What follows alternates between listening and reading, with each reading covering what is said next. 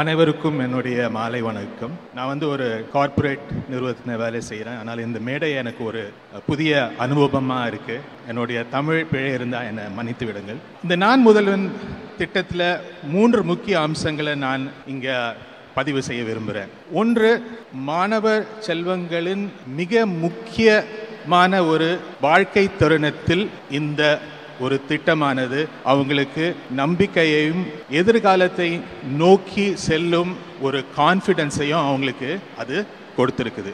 ஏன்னா அந்த ஒரு வயதில் என்ன செய்ய போகிறோம், ஏது செய்ய போகிறோம், என்ன படிக்க போகிறோம், எங்கே போக போகிறோம் அப்படிங்கிற ஒரு கேள்வி எல்லா மாணவ செல்வங்களுக்கும் உண்டு. ஆனால் இந்த ஒரு திட்டத்தின் மூலியமாக அவங்களுக்கு அது ஒரு ஏணிப்படியாக இந்த ஒரு திட்டம் அமைவது மிக்க மிக்க சிறப்பானது.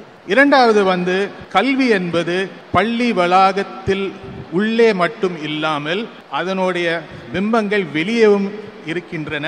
அந்த பிம்பங்கள் எங்கெங்கெல்லாம் பிரதிபலிக்கிறதோ அந்த ஒரு பிரதிபலிப்பான கார்ப்பரேட் நிறுவனம், அப்புறம் இன்டர்ன்ஷிப், அதெல்லாம் எடுத்து சொல்லும்படியான இந்த ஒரு திட்டம் அமைகிறது என்றால் அது மாணவர்களுக்கு கிடைத்த ஒரு வரப்பிரசாதம்.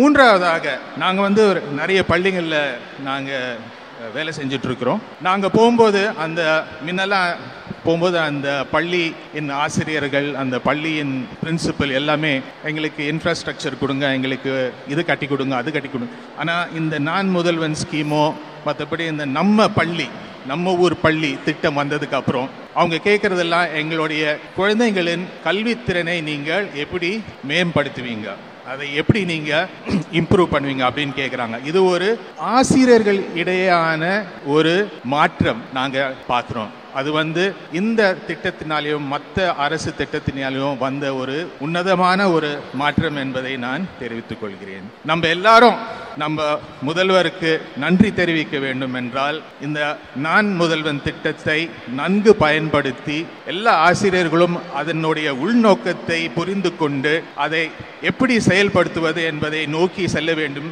அதுதான் நாம் இந்த ஒரு திட்டத்துக்கும் நம் முதல்வருக்கும் செய்யும் நன்றி கடனாக அமையும். நன்றி, வாழ்த்துக்கள்.